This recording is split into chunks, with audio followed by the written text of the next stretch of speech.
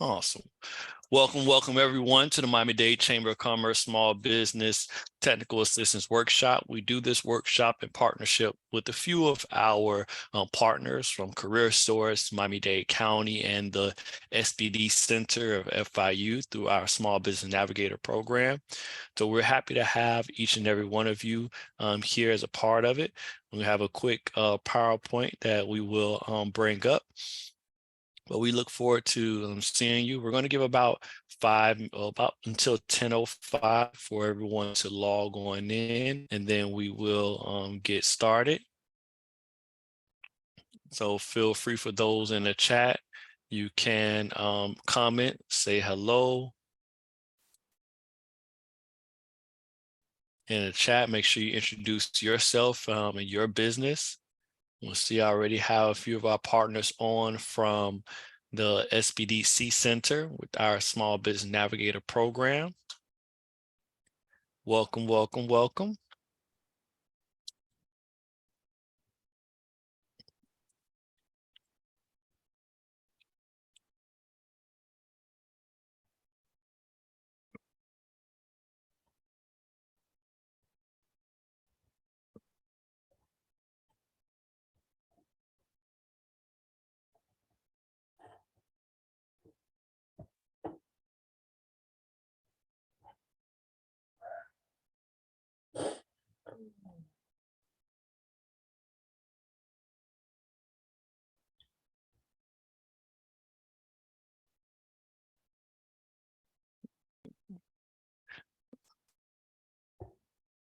All right, and then we see we have Jesus has put the link in the chat for our to sign up for small business technical assistance and what we do here. And you'll see we have our PowerPoint. We're going to make sure the PowerPoint goes into the slideshow format. If we can put it into the slideshow format, we'll get that started. But we provide these technical assistance workshops for business owners to be able to see in detail about specific topics, whether that be bonding, which is today's topic, or accounting, access to capital.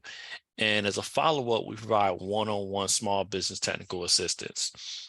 So you can always request that by clicking the link that's in the chat. For those on Facebook, feel free to join us on Zoom. You can visit our website, www.m-dcc.org/events, and click the link to join us. And we're going to move this PowerPoint to a slideshow. Gina, are you able to put it in a slideshow?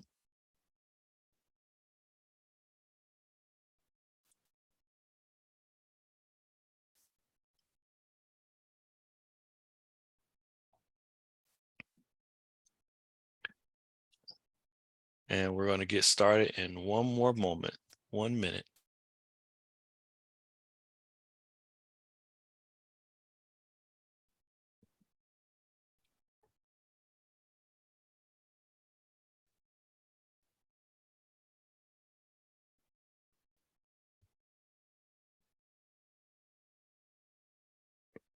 So if you go and click slideshow in the ribbon and click start presentation from the beginning.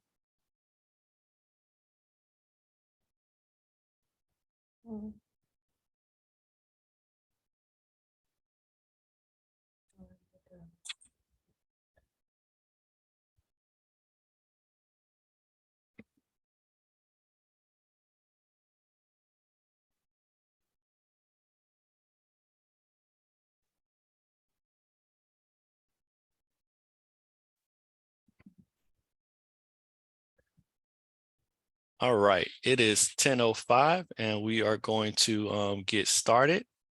I want to thank everyone for joining our Small Business Technical Assistance Workshop in partnership with the SBA Community Navigator Program, CareerSource South Florida, and Miami-Dade County.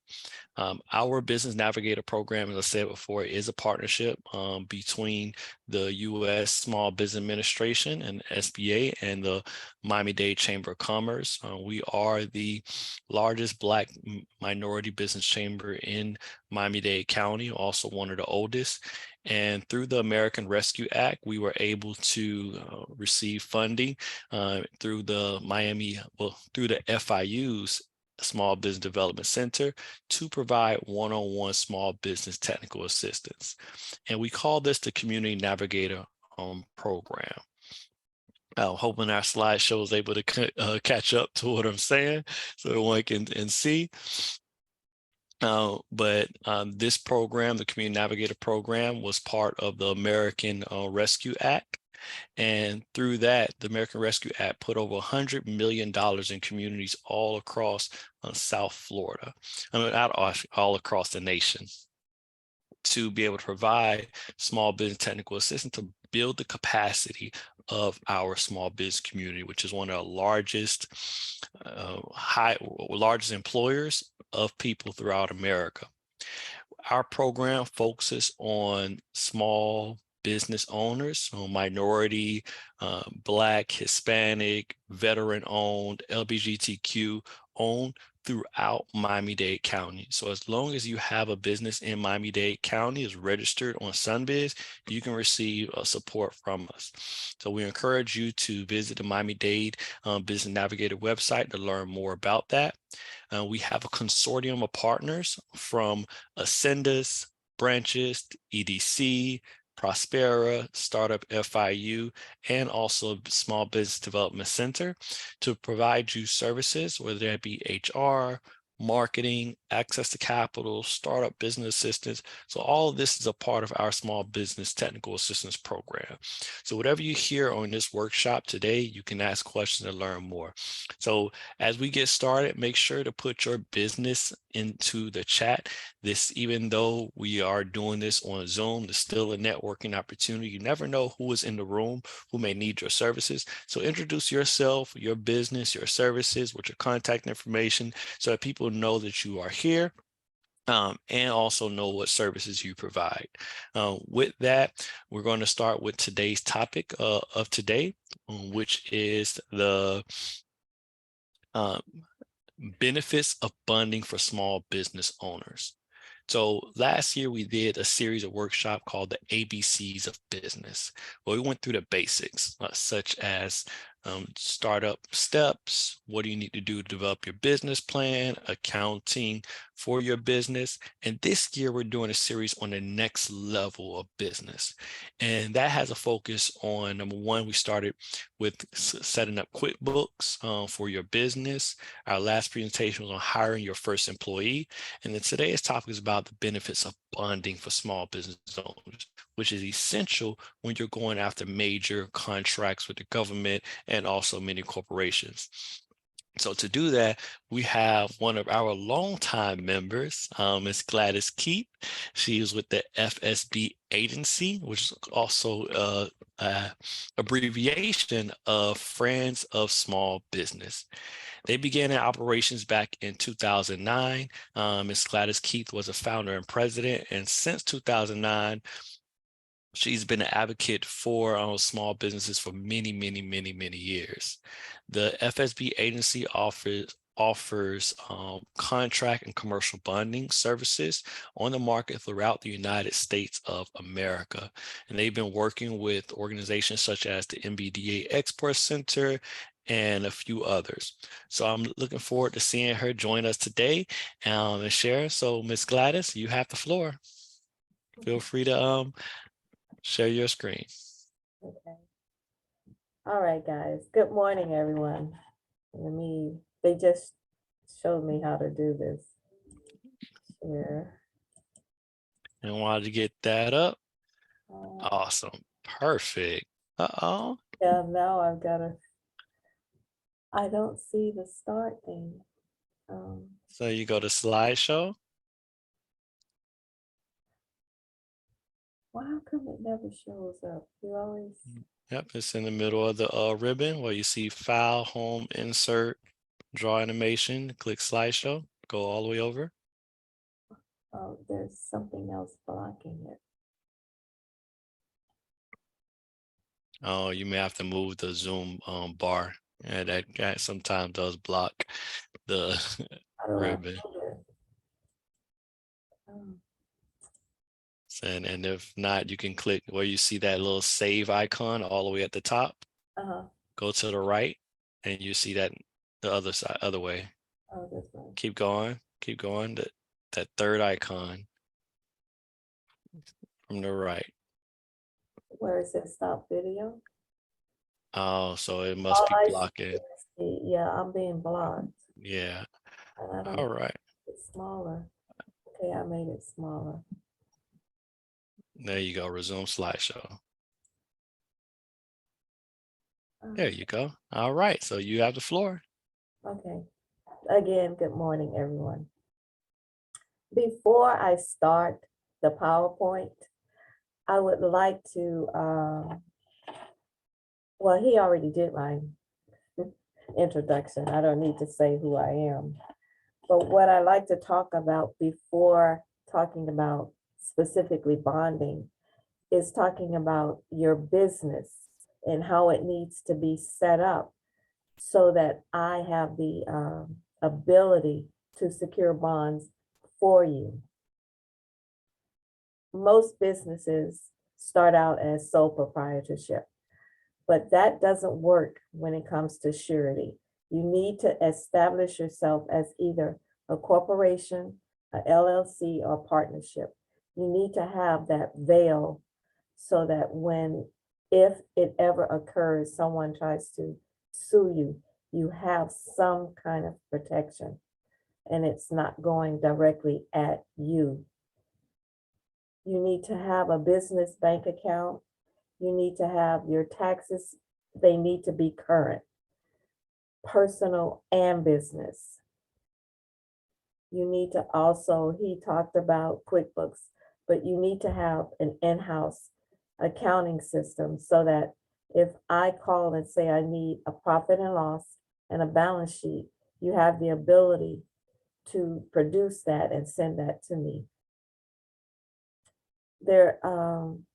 You need to also have a team in place, a CPA that does your financial statements, the banker, as I said, you need the bank account. You need to also have a lawyer, someone that will review your contracts before you sign off on them. And you need to have a good insurance agent and a good surety agent because a lot of times they're not always the same. Okay, now I'm going to go into bonding. How do I make it go up?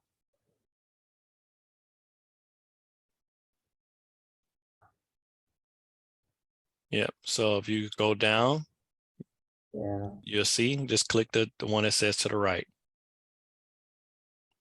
Which one? Oh, yeah. Yep. Oh, thank you. You're I welcome. apologize. This is all relatively new to me. This sharing of screens. Okay. The main thing on this slide that I want everyone to understand is bonding is not insurance. It's more like having banking where you're getting a line of credit. I don't really think I need to read this to you, but the important thing is the bank lends you money and they do ask for collateral. They expect to get this money back from you. Whereas with surety, what they're doing is lending you their name for a service fee. Sometimes collateral is required, but they expect their name to be returned. That means no claims when the obligation or your contract is complete.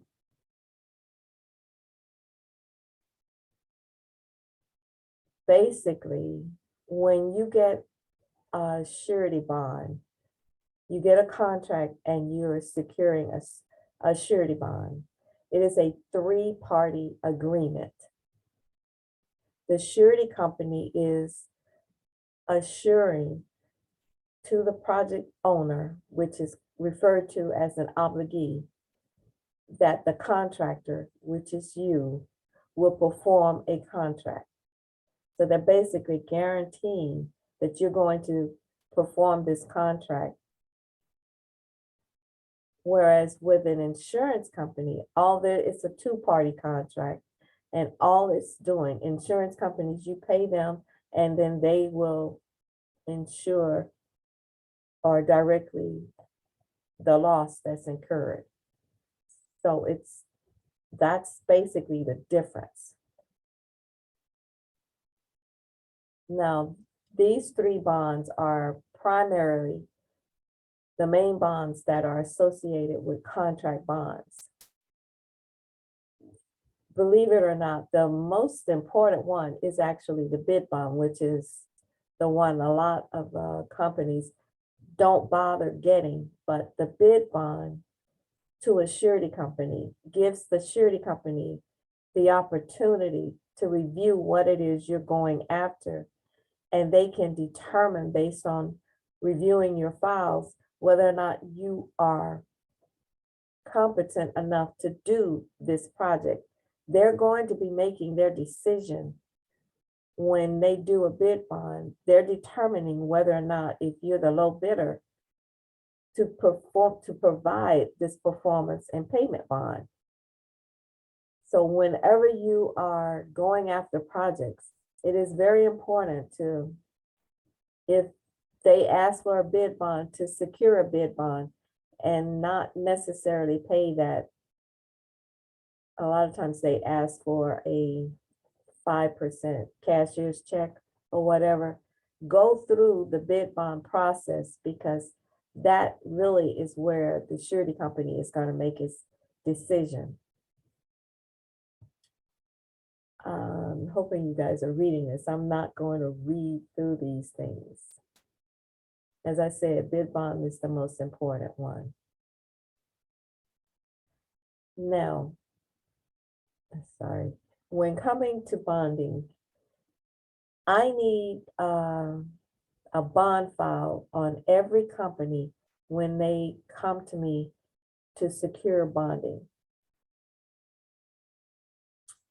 There are programs out there that I'll talk about later, but what you want to do is build your company to the point where you are set up and established in what is considered standard surety market, where I, as an agent, can help negotiate your bond rates. And as you get bigger projects, my negotiations is lowering your rates. The main thing that I'm going to need is these 3 years of financial statements, because what they're trying to do is they want to see how you're progressing as a company, if you're growing and if you're reinvesting money back into the company, because you have to show positive net worth. With bonding, you got to make a decision when it comes to taxes. A lot of companies want to show a loss so that they don't have to pay taxes. But with surety, you have to show profit and you have to show that your business is growing. So you're going to have to decide, make a decision about your tax situations. These financial statements really need to be prepared by CPAs. I also need references on your largest projects. Say you come to me and you want to do $1 million, you get an opportunity to do $1 million project. What I'm going to need for the surety to decide whether or not they're going to do this is you need to have a project close to that million that is completed, so that they are confident that you have the experience of doing a project that size. the rest of these things are the contractor's questionnaire. That is basically your interview with the surety company. When I send you this contractor's questionnaire, please complete every question. If it doesn't apply to you, say not applicable. Don't send incomplete documents back in because it delays the whole process, because the surety will read this questionnaire from page 1 all the way to the end, because that is really the only time they really get to read about you, because they don't talk to you. They only talk to the agents. And I've got to pull as much information about you so that I can be your voice to the surety company. And these other things are self-explanatory. Current work in progress. This is another document that they want, the surety. When I say they, I'm talking surety companies. They want to see one of these like every 90 days, just to keep track of how you're doing on projects that they basically have bonded. And they only need to see current work in progress is jobs that you are currently working on that take at least 90 days. I mean, if you're going in and doing a project and you're going to be done within 30 days, you don't need to put that on your work in progress to turn into me. You need to do it for your CPA, because your CPA needs to keep track of every project that you do. But for my purposes, they're only trying to keep track of large projects that you're on, because they're wanting to look to make sure that you're keeping track and you're not having what they term as you're not fading on a job, whereas that means losing profits, something's going wrong. They can assess that there is a problem somewhere. Okay. Next slide.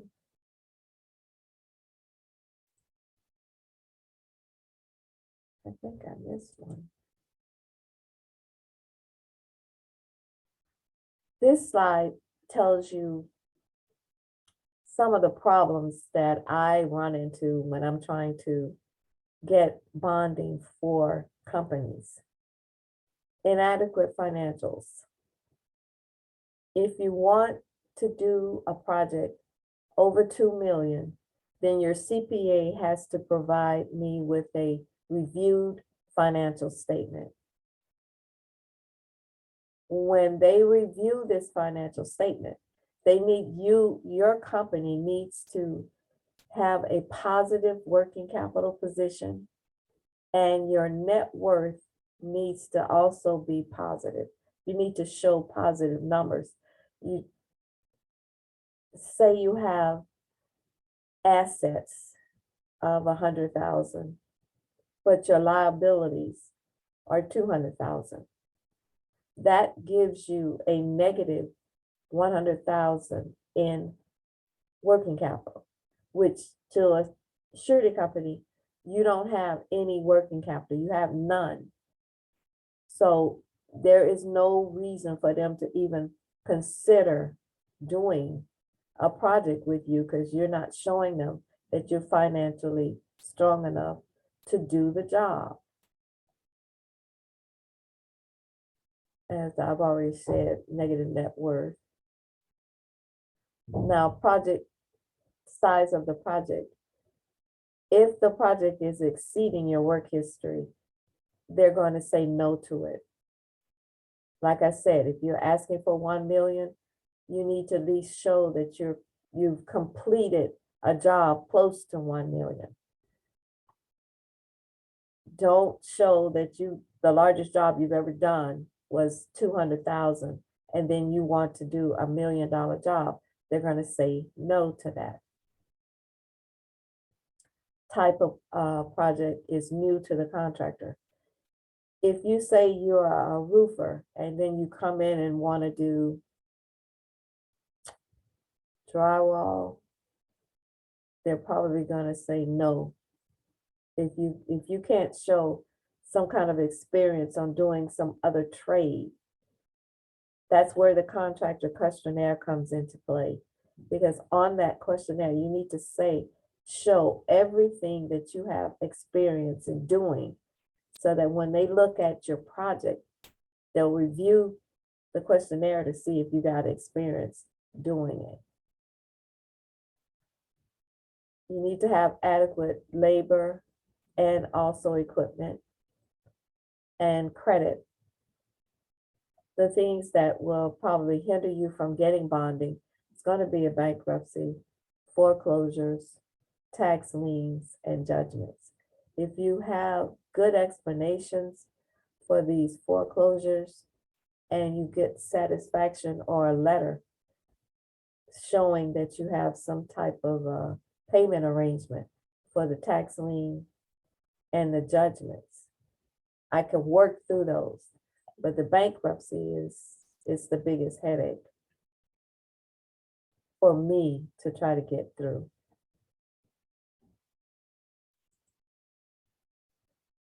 Now, I added in some important points. The accounting method, when you're talking to your CPA, the surety likes to see percentage of completion or completed contracts. That's the method that they want your CPA to apply when they're doing your financials. As I said before, bid bonds are the most important.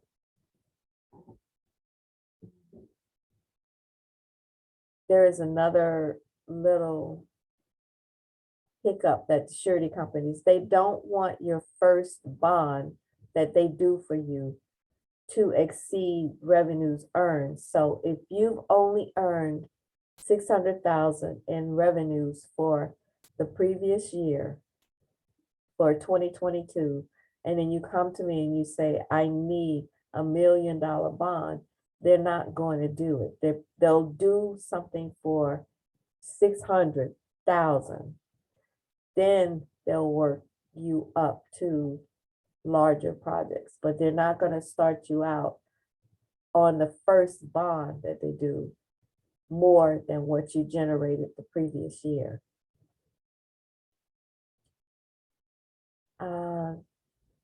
I've been able to work around the 650 credit score, but that's the credit score that they want to see. And a lot of sureties do look at your Dun and Bradstreet report, and 71 is the number that they want to see. That's the minimum they want to see.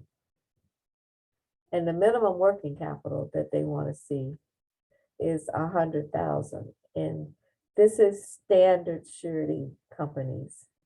And this includes cash and your receivables. I think that's it. Okay, if you have any, I was going to talk a little bit about programs. I am an SBA certified surety agent, so I can help people get bonds going through the SBA program. And there are programs out there for credit only. But those programs, you do have to have a 650 or higher credit score to get started in those programs, because they're relying solely on your credit only. As you work your way through getting projects, those programs can go up to 750 for credit only. But you don't want to stay in those programs, SBA or the credit only programs, because the rates are high. They start out with 3% flat rate. And the SBA program, you pay the bond premium, but you also have to pay a bond guarantee fee to SBA, which makes your bond expenses higher than normal. You can start out in these programs, but my objective is to work you slowly out of programs and into the standard surety market, which means I'm going to need all those things that I talked about earlier. If you have any questions, I'm more than happy to answer. And that's it for me.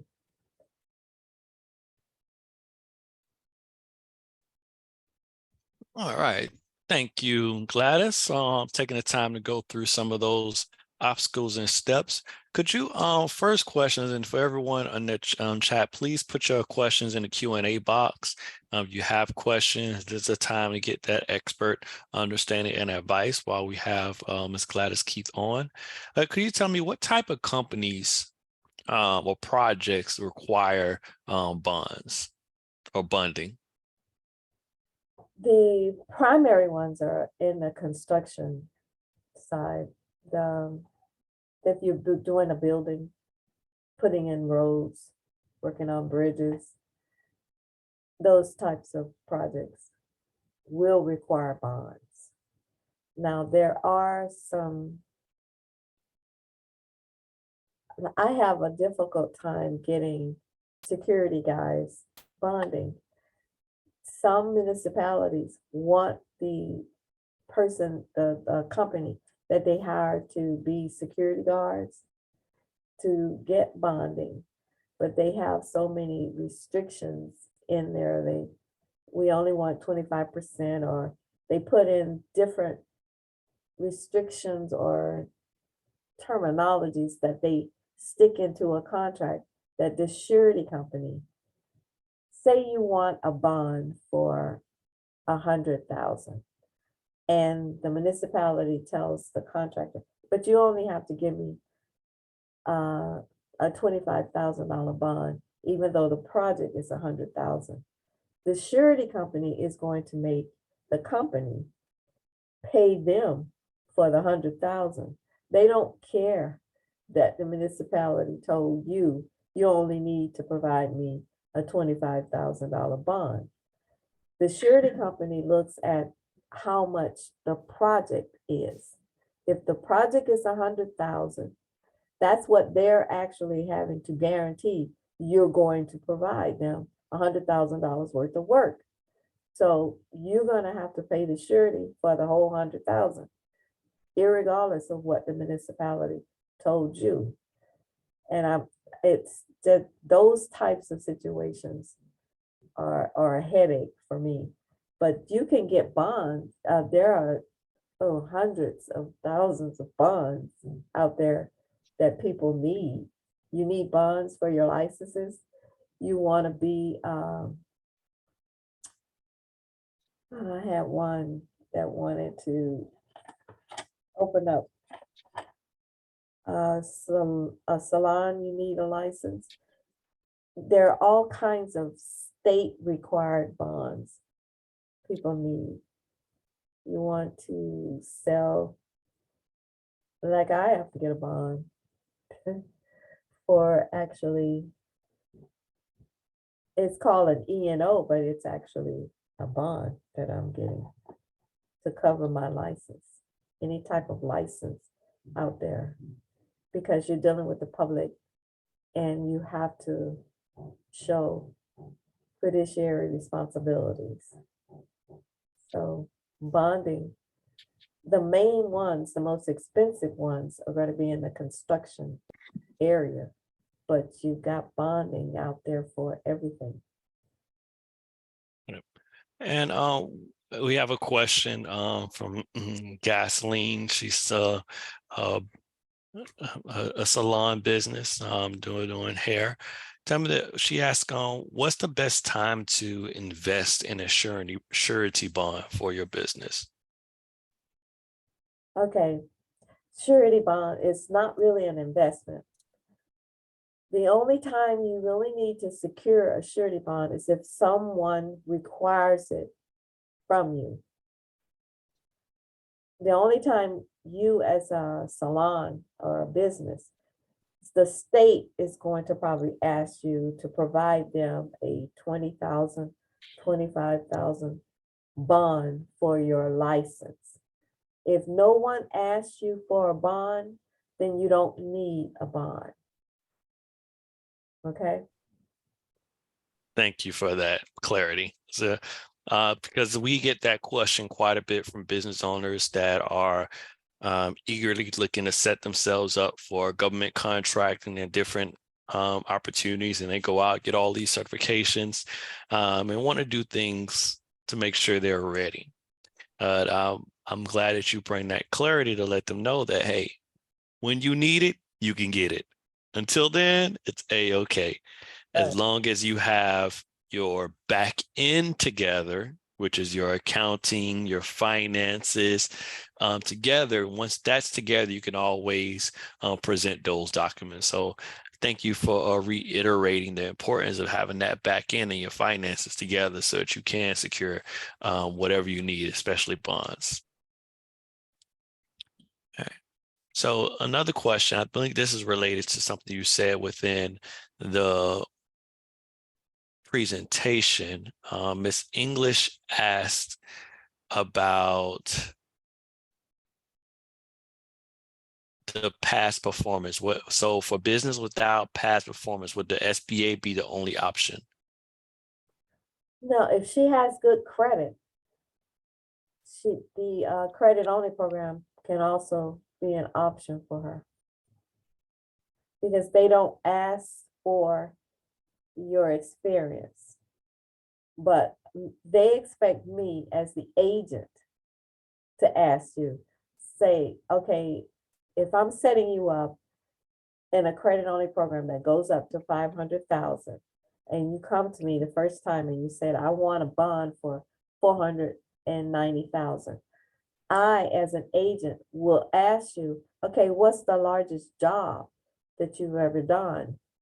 Because they expect us as agents out here to do some preliminary underwriting in the credit only programs so that the surety companies don't really get burned.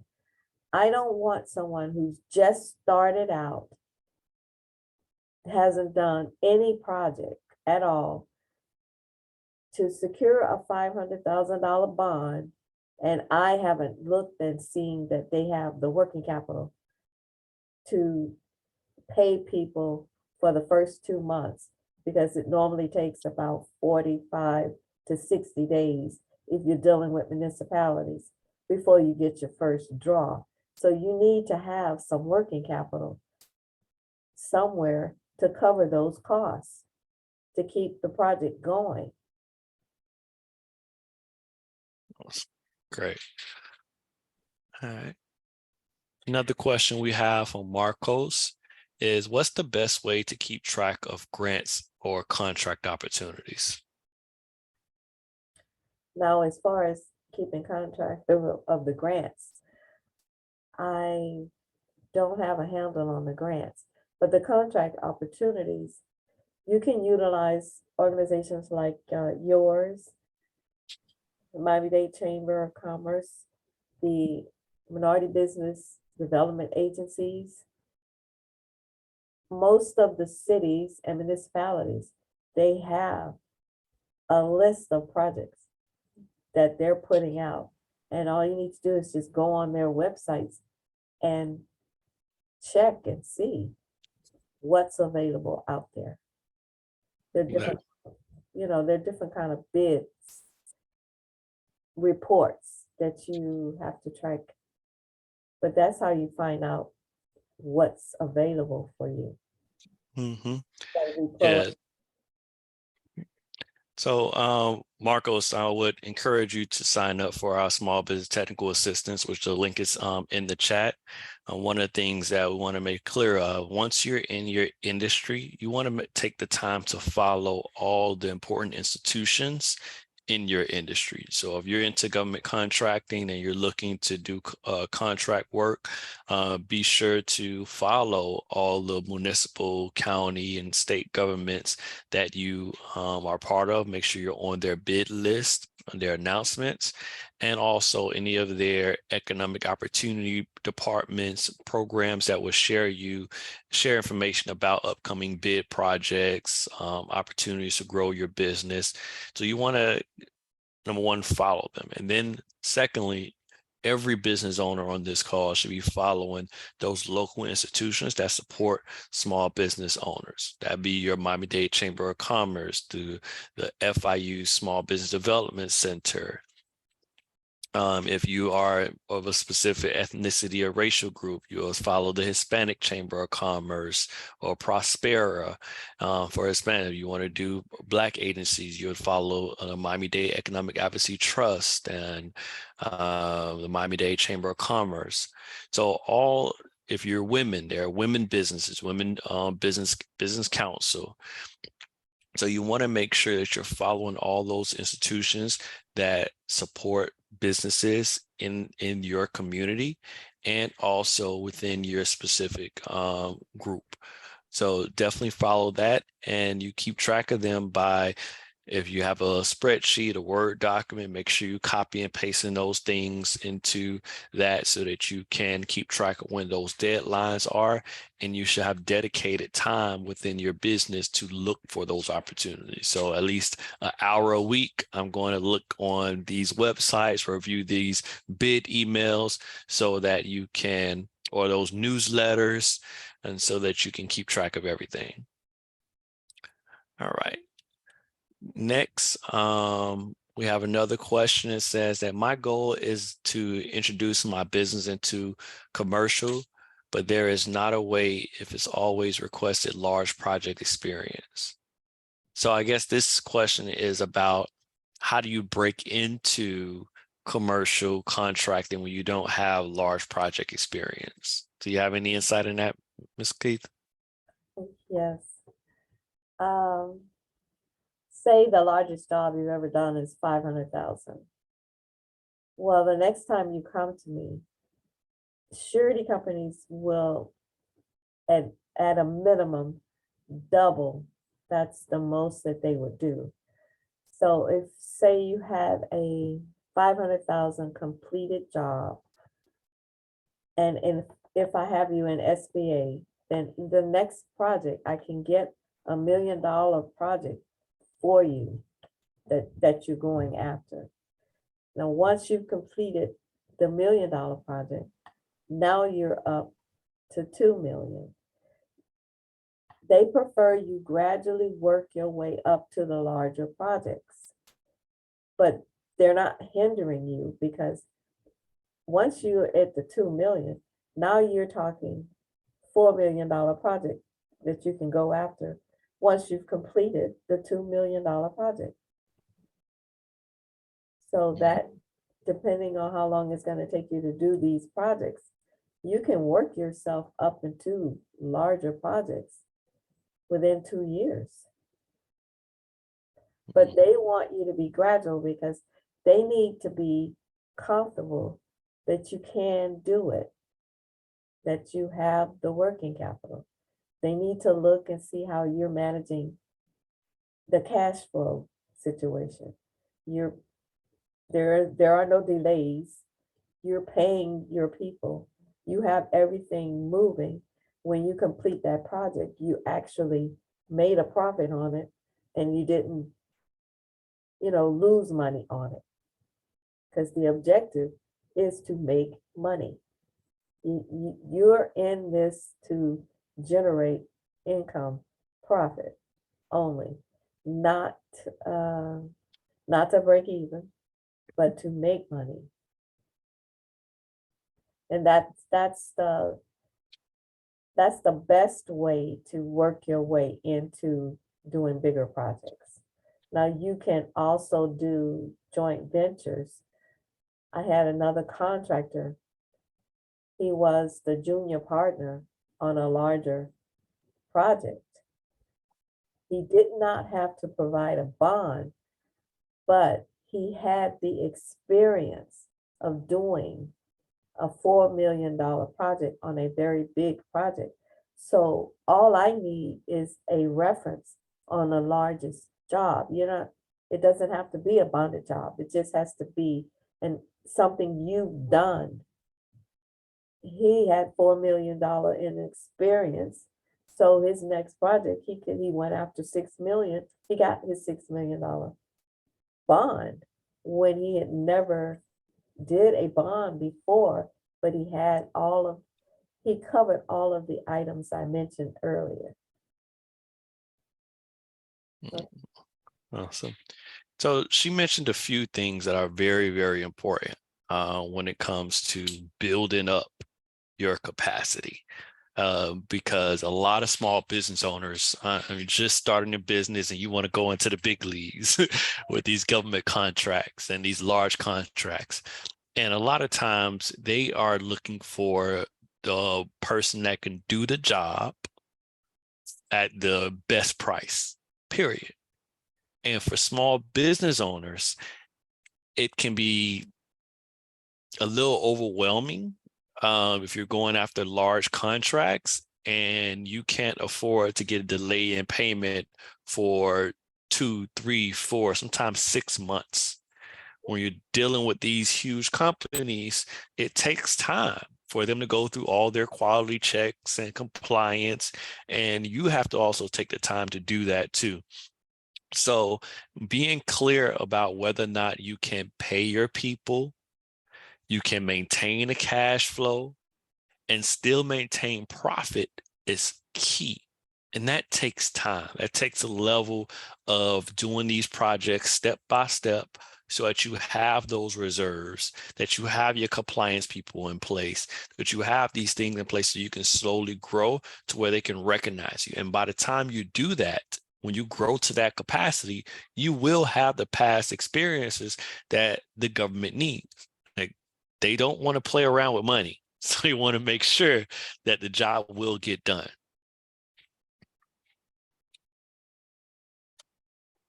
All right. So I'm going to take a few more questions. I see Pulito. If you need help, make sure you click the link. It's in the chat for technical assistance to sign up so that you can get help for that. And yes, there is a bond for $100,000.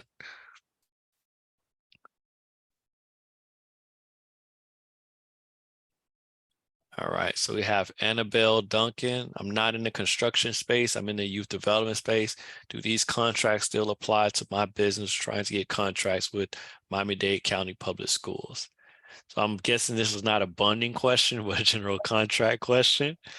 I will click the link so I can get more clarity about your specific situation. But yes, contracts with government want to make sure you can do the work. Simple as that. They want to make sure you can do the work.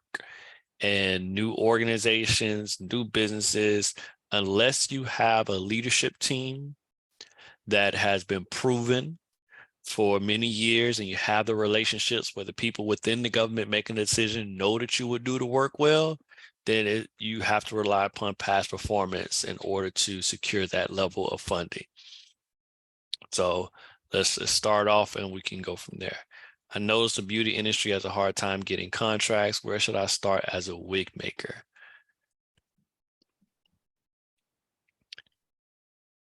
You want to tackle that one, Gladys? I don't know. That's, when you're specialized like that, the key is really, really trying to get to know someone that's already in that industry. That's where mentorship come into play in a lot of them. You gotta do your due diligence, sort of like research. Find someone who is successful doing that and get to know them and get them to try to help you. That's the best way to do that. Even as an agent, when I started out, I was working capital before Florida Power and Light. I was helping, I ran a loan department. So I did such a fantastic job in my presentation that the vice president of the surety company pulled me to the side after I did my presentation and said, I need people like you to do bonding. And I was like, huh? didn't pay any attention about bonding. All I was concerned with was trying to help small businesses get the working capital that they need. Not aware that the bonding was one of the biggest deterrents for a lot of companies going into the construction industry, more so than the working capital. So I got into this by someone watching me and then deciding to mentor me. All right. Thank you very much, Ms. Keith. I think that concludes all of our questions. And that last comment hit it right on, like learning from those that are already doing it and have those connections is the best way to go about it. So thank you, Ms. Gladys. You can always reach out to her. Her contact information, we'll put it in the chat. I believe it was, did you have a slide with your contact information on it? I don't think so. Oh, all right. So then we'll make sure we will put that into the chat, Yeah, and but we'll get back to our PowerPoint so I can tell you more about what we do. If you need assistance with technical assistance, we're here for you at the Miami-Dade Chamber of Commerce. You can go to our website and you can schedule a meeting immediately by clicking on our calendar to schedule a time with us. We can go into detail about this. We have partners such as Gladys and others that we refer you to if you need more specialized assistance. So make sure you reach out to us with the Miami-Dade. This is completely free and open. It is supported by our partners with the Small Business Navigator Program, CareerSource, and Miami-Dade County, and also the Miami Foundation. So make sure you check us out if you need more one-on-one assistance.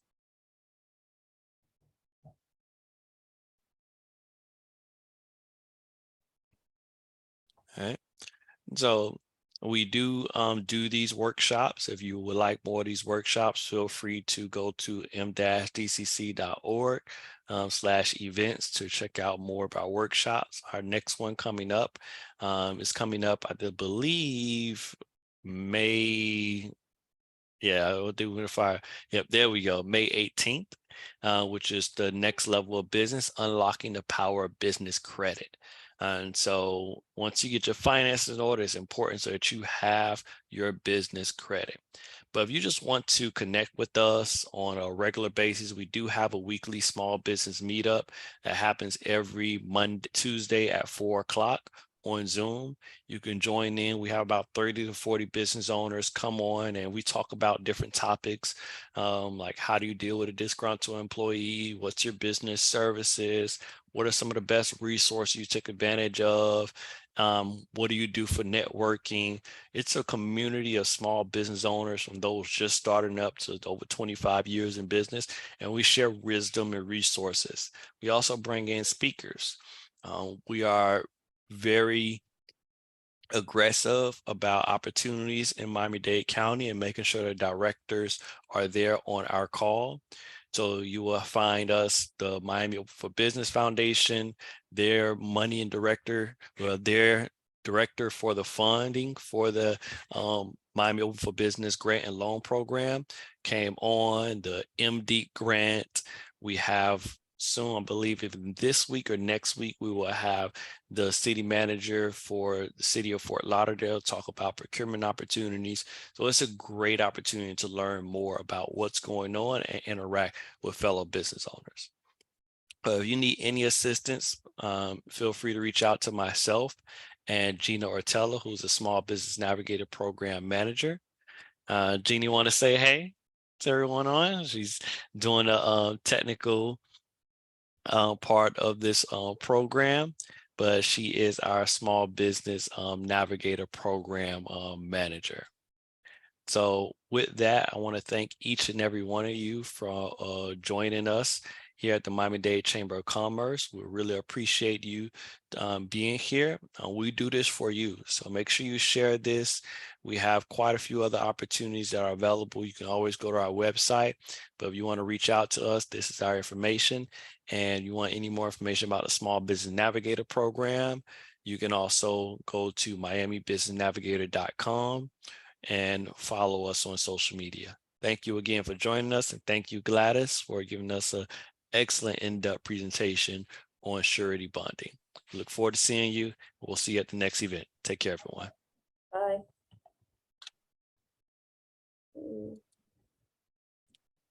Bye. Bye.